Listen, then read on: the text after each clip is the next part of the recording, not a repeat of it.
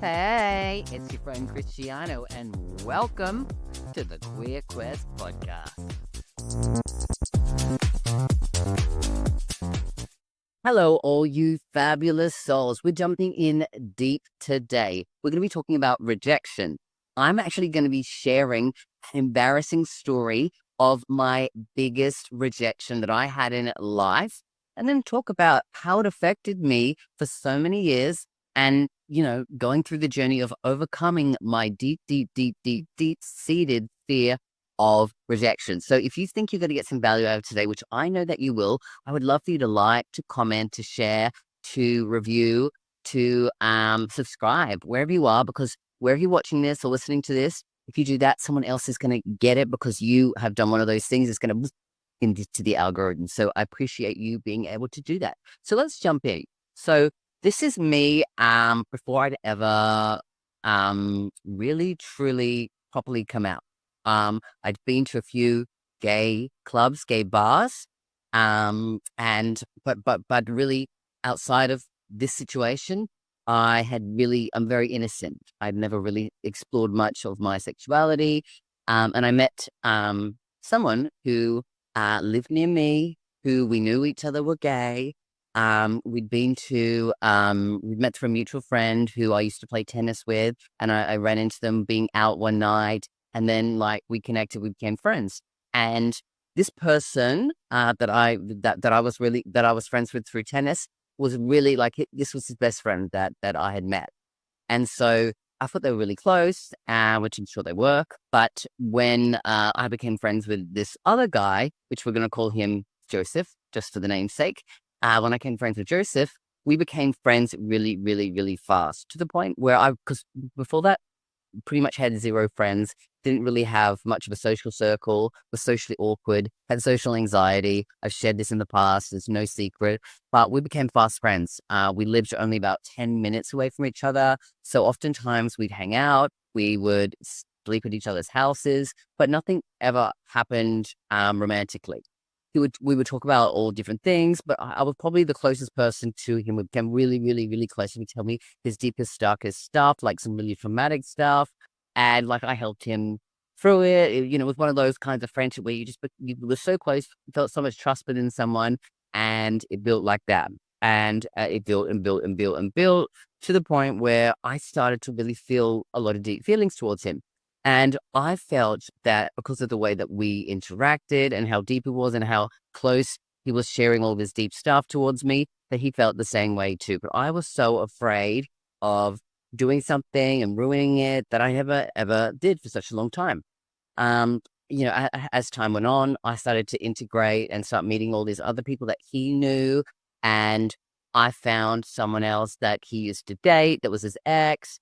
And because we were getting so close, they kind of started asking me questions about what it was like with me and Joseph. And I just kind of was saying that yeah, I think, we're getting close and I think we're falling for each other. And I started saying things like that, right? All building up a story of stuff that was in my head of yes, I really feel for this person. I'm really starting to fall in love with this person. I'm there for him. He's there for me. We're going through our own journeys of we haven't both spoken to our families about coming out yet. And so we were support systems for each other, and we would often lay together and just spoon each other. So we would often do things that were intimate in that way, but never go to the point where it was anything sexual. But in my mind, these things I've never done with any person before. And I felt okay, we've got this deeper connection. And I felt as I said, I was falling in love. So I was telling other people, because they were asking me. And then, I was young and I was, running my mouth a bit, just saying how much I feel like we're moving in that direction and all these things. Anyway, one night we go out for a night out, and he comes back to stay at my house. We've both been drinking, and in the middle of the night, we're just laughing and giggling. And so I lean over to start kissing him. And we start kissing, to be fair, for, about 30 seconds. And then initially he pushes me away after that. And we kind of had this awkward moment where he just turned over and went the other way, and I was turned over there. I couldn't sleep. I don't think he could sleep. And then I think I drifted off, and I woke up and he wasn't there anymore. So I think he maybe waited to see that I was asleep, and then he left. And for me, I was panicking, freaking out, thinking, oh my God, like what's happened here? Have I ruined the friendship? Have I ruined the chances of something? Was I reading this wrong? I thought he really liked me. I was going through all of that stuff there. It was really like hard at that point, like I had so much anxiety. I was thinking, God, like he's never going to speak to me again. All of those thoughts that race through our heads when we're in those moments, especially that young first kind of interaction where you really kind of have a deep attraction to someone, maybe, you know, what I would call, I was in love with him, basically. So anyway, it went on. We didn't talk for a couple of days. That dealt with the anxiety. Then we met up, and he kind of told me that he wasn't in a place to go there with anyone right now. So it wasn't like he didn't necessarily say to me that like, no, I'm not interested in you. It was just I'm about to go overseas, which he was, to go and do something for a medical thing over in South America. He was going to be gone for a few months, and so he wasn't wanting to be tied down to that because he was going there and, you know, wanted to live life and explore things without being tied down, which I thought was normal. So that's what he told me as well. Anyway, the night before he goes away, we have a big night out in Sydney at a club called Arc. And, you know, we're doing our thing, and he starts talking to some guy, and I was like, whatever, because, you know, we meet people all the time and we became friends with people all the time. So I didn't really think too much of it. Anyway, he goes away and stuff traumatic happens over there to the point where I think he got in situations where he was sexually assaulted. And again, he's calling me. I'm the person he's dealing with, supporting him for weeks and weeks and weeks on end. And we became, again, we were so real close, support system, deep, intimate conversations, things like that. Unbeknownst to me, you know, he comes back, and again, I start to think, okay, maybe there's an opportunity now. Again, look how close we are, and you know, I've supported him. I've been a confidant for him. I've been, you know, all of those things, thinking like that's what a loving friend, a loving potential partner would do. Would just wait and go, okay, cool, you're doing this, and then blah blah blah. So we get back, and literally within the first week of him coming back, I find out that the guy that he met the night before he went away, he's been talking to this whole time, and now they're starting to date. And so to me, my heart was ripped out of my chest when I found this out. I was like, oh my God, I am the biggest idiot, the biggest fool. I feel like I've been used, abused, and just, you know, treated poorly here.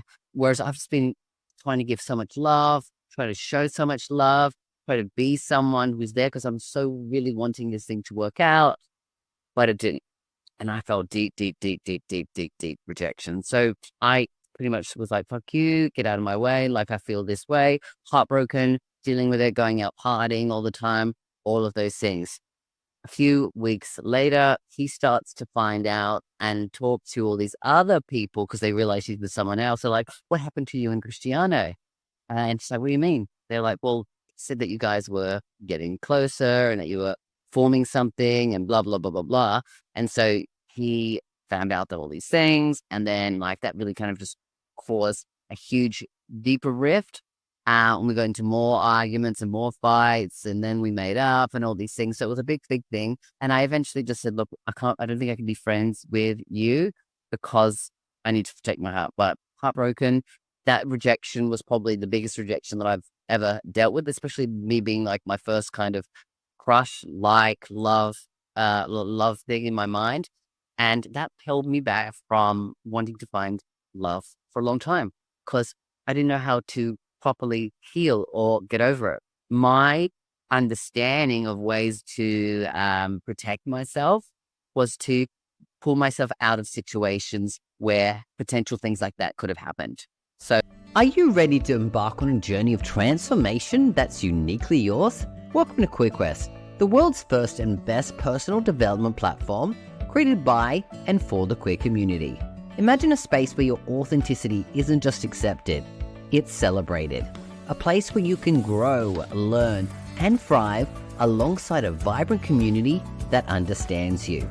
At QueerQuest, we're more than just a platform. We're a family. Connect with like-minded individuals, share your stories, and empower each other to reach new heights. Our tailored courses are designed to address the unique experiences of the queer community. From self-love and confidence building to career advancement and beyond, we've got you covered. It's time to step into your power and transform your journey. Join us today at courses.queerquest.vip, see what we're all about, and sign up to begin your quest. So instead of, doing things where like that'll help you heal and talking about it, I shut off. I didn't mention it. I pretended like nothing fazed me. I didn't go and reach out to other friends for support. I just literally tried to slice it down and numb it and avoid it. Which is what so many of us do, right? We tried to avoid it. I was going out again, like starting to go out 5-6 times a week, drinking, taking drugs, and just trying to, do it. And I would get absolutely shit-faced, white girl, and really just try to forget it. I would have a great time in a sense, but I would also like often end up in a mess sometimes where I've fallen into a trap of being emotional and letting all this stuff out, but then like not really remembering what happened and other people kind of giving me the ins and outs of that. And so I blocked myself, and it built up and built up and built up. And it took a very long time for me to actually start to go back to process those feelings. Maybe a few years actually. And I pulled myself away. I wasn't really on the online dating apps. I don't think that stage there was Grindr, but I know there was other things available. There was like Manhunt, and there was like Tinder and all that stuff. I think that was all new around that space. And so I started to, it took me a while to eventually want to go back on there. But because I probably hadn't dealt with it, I found that like I was still avoiding the sense of rejection. So I was the kind of person that would always want someone to come up to me, someone to make the first move on me, because then if they had, then I would know that that was genuinely someone else interested in me. Me not 100% knowing, because this whole situation that happened with this other guy, Joseph, where I really, I actually made the first move and was deeply, deeply rejected because of that. That meant for me moving forward that I wasn't going to be able to do that. So even when I was on these apps, or, I would be out at a club or an event, I would always want someone else to make the first move. And we all know that people being in this community, unless you're like a 9 or a 10, then most people aren't going to make a first move on you, obviously, unless you're really wasted and it's just like a natural occurrence on the dance floor, right? But oftentimes, I wouldn't go and make the first move unless I was really drunk, right?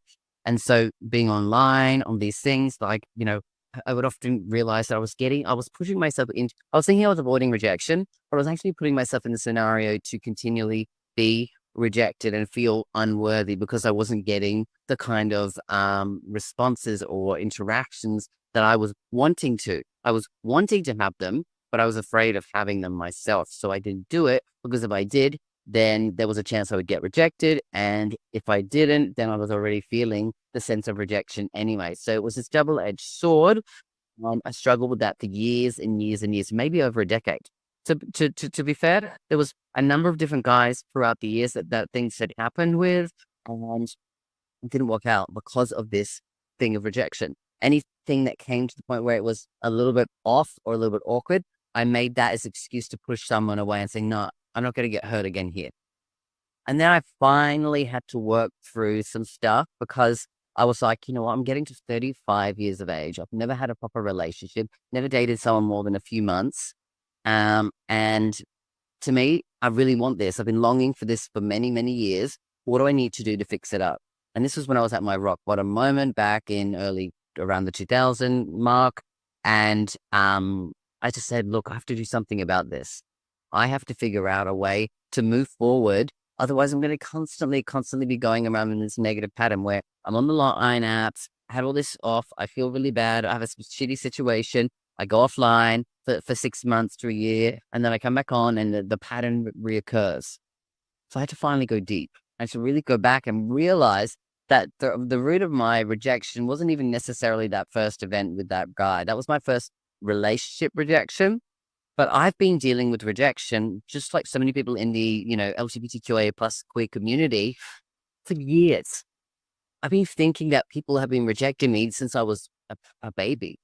Growing up thinking that growing up as a queer person in this world and trying to uncover it and being bullied for it and being told that it's wrong and having all this stuff, pushed and indoctrinated into you to believe makes you feel rejected by everyone. Even if you even if you haven't had a conversation about it, you feel judged and rejected by so many, which is why these rejection wounds are so, so big and they last for so long until we finally go back and address it. I had to go back till when I was a child. And I realized that we're doing some deep inner child work, that my first rejection was actually when my younger sister was born. I have two older brothers. I am the third. And I always believed in my mind from somewhere that if I was a girl, my parents wouldn't have had a fourth child, and that they was disappointed in me. And that felt like a deep rejection. Now, I know that as a baby, people go, how can you imagine that? But as I went back and did some deep work, that's what came up for me. And it made a lot of sense to how a lot of things worked, how things were with my sister and our relationship. And when I was able to overcome that, I was able to look back and realize, oh my God, like this is deep-seated stuff. Had to work through it. It took a long time, did the work. And then what happened within the next 12 months, continued to do the work on all the other areas where I was really struggling around the bullying, around, feeling like a people pleaser and a perfectionist, and that I was a constant disappointment. I had to work through a lot of those stuff, those limiting beliefs, to really come to a place where I was able to go out and properly date. And literally, and I tell you not, within 3 months, less than actually, I found my current partner. And we've been together for almost 4 years now. And that's a blessing for me. So I know from my personal experience, for someone who has dealt with rejection and has held himself back from things for many, many years, that once you start to do the work and you start to build up your confidence and your self-worth and your self-esteem, and you have this deeper self-awareness around yourself of what you're looking for and what you want and how to put yourself out there in those ways, things will change, things will shift. And that might mean that you have to move somewhere. I moved from Sydney, which is a huge queer population, to a place like Bali, which is very, very small when it comes to the LGBTQA plus community. And I didn't just pick someone and went, okay, cool, you're good. I found someone that I connected to that really supports me, that we have a really great relationship, and we've built that over time. But I felt the connection early on. I was like, this is different. And it's not because I'm in a different country. It's because I am different and I'm looking at things differently and I'm seeing things differently. So if you're someone out there who is being desiring, looking for love, and you've been struggling, I want you to know that you're not alone and that there is a light, at the end of the tunnel. It's all about figuring out what is the stuff that I can do on my end to make a change within myself. Maybe it's around rejection, like I'm talking about. Maybe it's around your self-worth. Maybe it's around your self-confidence or your self-esteem or how you see yourself in the world. We need to start working on the beliefs that we have, the stories that we've been telling ourselves, and figure out where they came from so that we can shift that. Because once we do shift that and we make peace with our past and we clear out the trauma that's been sitting in our body for years that we've been avoiding and numbing through, substances, we can make steps forward.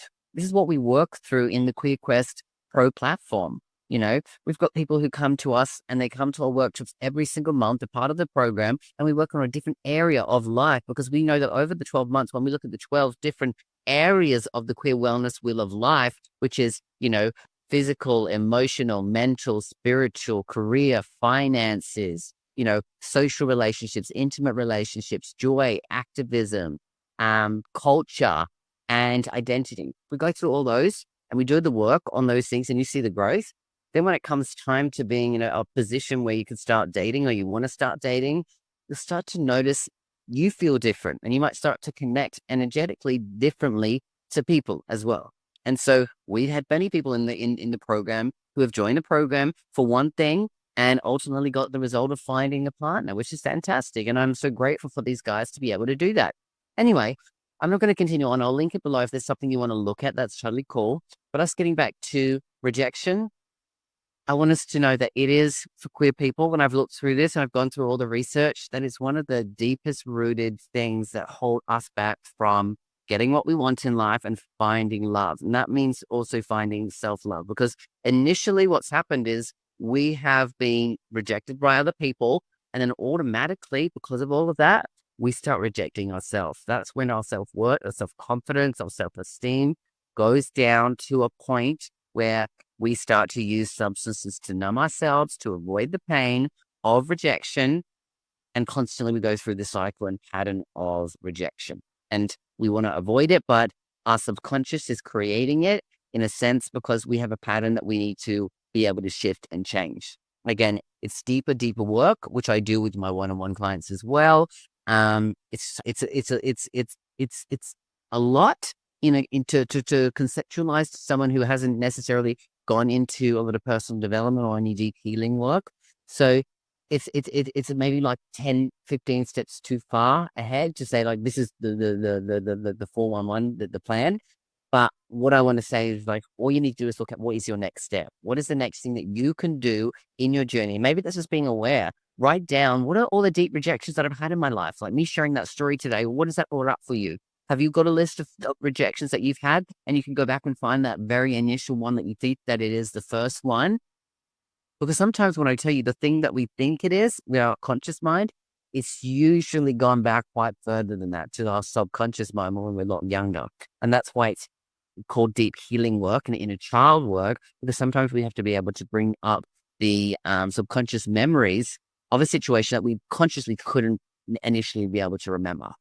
Anyway, I feel like I've given a lot today and I want people to be able to sit there and ruminate. So I'd love, like I said, for you guys to note down what is, one of your biggest rejections that you can really think of in your life and how it's affected you throughout your life in your other pursuits of love and dating as well.